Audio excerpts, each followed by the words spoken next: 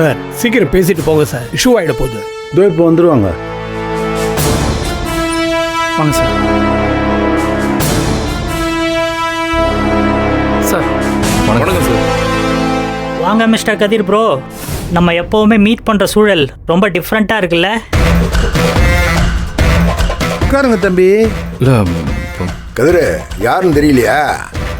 பெரியசாமி சொல்லுவாங்கல்ல, போஸ்ட் பெரியசாமி. ஓ அவரா? இது அன்னைக்கு சொல்லிட்டு இருந்தீங்களே? ஆமாம் ஆமாம், எங்கள் சித்தப்பா தான் என்னோட ஃப்ரெண்டு, கைடு, ஃபிலாசபர் எல்லாம் இவர் தான். வணக்கம் சார். வணக்கம். ஆமாம் சார், நீங்கள் இங்கே எல்லாம் கடவுள் போட்ட பிளான் தம்பி. அண்ணனை பார்க்குற பாக்கியம் எனக்கு கிடைச்சிருக்கு. ரொம்ப அடக்கமாக சொல்கிறாப்புல. இவர் தான் எனக்கு பல உதவிகளை செஞ்சவர். ரொம்ப நல்ல மனுஷன். ஆனால் உன்ன மாதிரி இருக்க முடியாது தம்பி.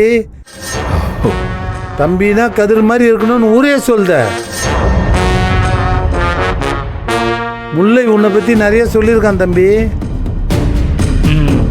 ஆனால் நீ தம்பியா கிடைக்க அண்ணன் ரொம்ப கொடுத்து வச்சிருக்கணும். அண்ணன் எங்களுக்கெல்லாம் செஞ்சதை விட எங்களால் அவங்களுக்கு என்ன செஞ்சிட முடியும்? இது நன்றி மறக்கிற உலகம் தம்பி. ஆனால் நீ விடாமல் கூட நிற்கிற பாரு, அது பெரிய விஷயம். அதுக்கு ஏற்ற மாதிரி உங்கள் அண்ணனும் ஒரு முடிவு எடுத்திருக்காரு. ஆமாப்பா கதிர், சொத்து விஷயம் சில முடிவுகள் எடுத்திருக்கேன். எல்லாத்தையும் மாற்றி எழுதிட்டேன்ப்பா. அண்ணா ரொம்ப நல்லதாக போச்சுண்ணே. இப்போ தானே எனக்கு ரொம்ப சந்தோஷமாக இருக்குது, நிம்மதியாகவும் இருக்குது. எல்லாருக்கும் அவங்கவுங்க சொத்தை எழுதி கொடுத்துட்டோன்னு வச்சுக்கோங்களேன், எல்லாரும் அடங்கி போயிடுவாங்கண்ணே. என்னையும் இனிமேல் படுத்த மாட்டாங்கண்ணே. அவசரப்படாதீங்க கதிர் சார். இனிதான் உங்களுக்கு உண்மையான போராட்டமே. இனி கதிர் வர்சஸ் குடும்பம் அப்படிதான் வந்து நிற்க போகுது. அண்ணா சீக்கிரம் தம்பிக்கிட்ட எடுத்து கொடுப்பா அந்த ஃபைல் எடு.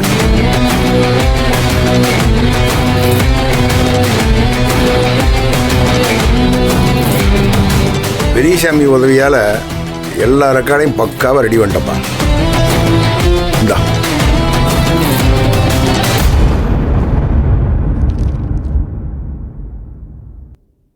கதிர் சார், மொத்த சொத்தையும் அண்ணன் உங்க பேர்ல எழுதி வச்சிருக்காரு. வாழ்த்துக்கள்.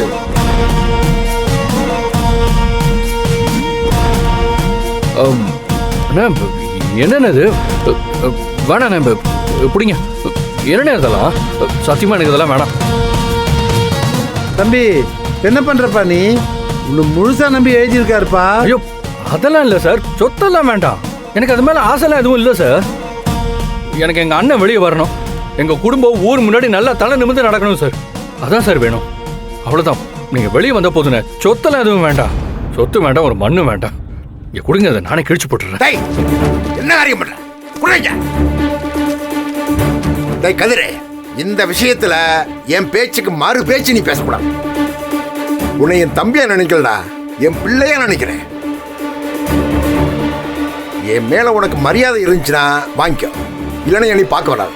நானும் வரமாட்டேன்டா. அண்ணா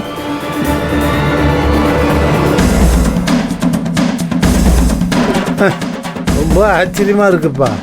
சொத்து வேணுன்ற தம்பியை பார்த்துருக்க, கொடுக்க முடியாதுன்ற அண்ணனையும் பார்த்துருக்க. நீங்க தலைகீழே இருக்கப்பா. இதாண்டா பெரிய குடும்பம்.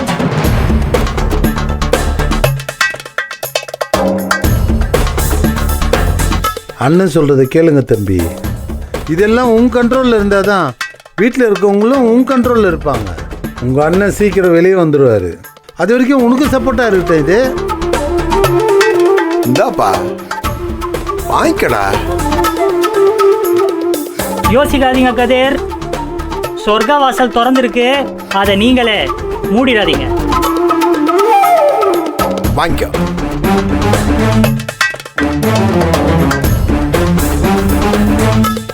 என்னண்ணே என்ன ரொம்ப வற்புறுத்துறீங்களே? ஆனால் எனக்கு கொஞ்சம் கூட விருப்பமே இல்லைண்ணே. இப்படியெல்லாம் என்னால் இருக்க முடியாது. எனக்கு ஒரு தெளிவு வேணும்ண்ணே. இப்போ எனக்கு எதுவுமே புரியல. எனக்கு கொஞ்சம் டைம் கொடுங்கண்ணே.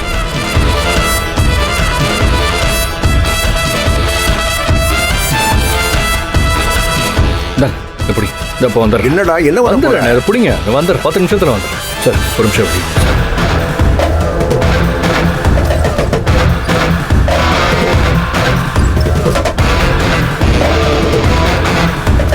பாசக்கார தம்பியா இருக்கான் நானு. சொத்தே வேணான்றான்.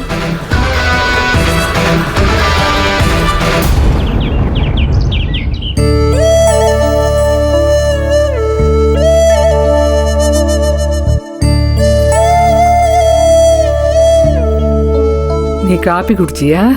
குடிச்சிட்டேன் அத்தை. நீங்க குடிங்க, நான் டிஃபன் எடுத்து வைக்கிறேன். தின்னு தின்னு என்னத்த கண்டேன். வீட்டில் ஒரே சண்டை சச்சரவா இருக்கு.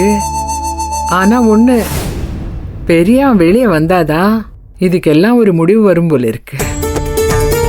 இல்லைன்னா அடுத்து இவங்க எல்லாம் என்ன செய்வாங்கன்னு நினைச்சாதான் என் வயிறு புரட்டுது. அத்தை, எல்லாம் தானா சரியாயிடும் அத்தை. நீங்க எதுக்கு மனசை போட்டு குழப்பிட்டு இருக்கீங்க? சரியாயிடும். ஆமா, ஞானம் எங்க? சாப்பிட்டானா? இல்ல அத்தை, தோ இப்பதான் எடுத்து வைக்க போறேன். இவளுங்க எல்லாம் எங்க? சமைக்கிற ஆளுகளா? ஆமா அத்தை, எல்லாரும் வேலை செஞ்சிட்டு இருக்காங்க. இன்னும் கொஞ்ச நேரத்துல வெளியில கிளம்பிடுவாங்க. எங்க கிளம்பிடுவாளுங்க? அவங்களுக்கு வேலை இருக்கு, அத போய் அவங்க பார்க்கணும்ல. ஆமா. இப்ப இந்த வீடு இருக்கிற இருப்புல இவளுக்கு சம்பாதிச்சுதா நாட்டு பொருளாதாரத்தை ஏத்த போறாளுகளாக்கும். வீடு இப்படி ரெண்டா கிடக்கு. அத பத்தி எவளுக்கும் எந்த விசனமும் இல்லாம பையன் மாட்டிக்கிட்டு கிளம்புறேன்னா என்னமா அர்த்தம்? அத்தை, இவங்கெல்லாம் வேலைக்கு போகாம வீட்ல இருந்தா மட்டும் இந்த வீட்ல இருக்கிற பிரச்சனை சரியாயிடுமா அத்தை? அத்தை, நீங்க சம்பந்தமே இல்லாத ரெண்டு விஷயத்தை முடிச்சு போட்டு அது ஒரு பிரச்சனையா பேசாதீங்க அத்தை. அவங்க போய் அவங்க வேலையை பார்க்கட்டுமே. இந்தா அத்தை, இன்னொரு விஷயத்தையும் நான் தெளிவா ஞாபகப்படுத்திடுறேன். நான் இங்க வந்திருக்கிறது, இந்த வீட்ல தங்கி இருக்கிறது உங்களோட உடம்பு கண்டிஷனை மனசுல வச்சுக்கிட்டு மட்டும்தான். ஆனா இதை சாக்கா வச்சுக்கிட்டு மற்ற விஷயத்தெல்லாம் என்கிட்ட பேசணும்னு நினைச்சிங்க, அதுக்கெல்லாம் நான் அசைஞ்சு கொடுக்க மாட்டேன் அத்தை. சரி சரி, நான் ஒன்றும் பேச மாட்டேன்.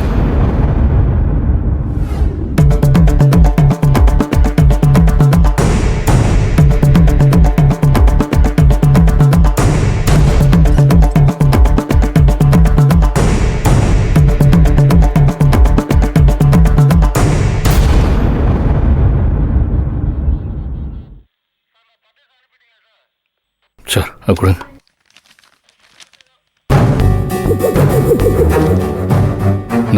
என்னப்பா அது? என்ன? இந்த படிச்சு பாருங்க. புரியல, என்னடா அது? சார், இப்ப நீங்க இவர் பேர்ல எழுதி வச்சிருக்கிற சொத்தை எல்லாம் நீங்க வெளியில வந்ததும் திரும்ப உங்ககிட்ட ஒப்படைச்சே தீர்வேன்னு ஒரு டாக்குமெண்ட் ரெடி பண்ணிருக்காரு. இதுல நீங்க கையெழுத்து போட்டாதான் இவரு அந்த பத்திரத்துல கையெழுத்து போடுவேன்னு தீர்மானமா இருக்காரு சார்.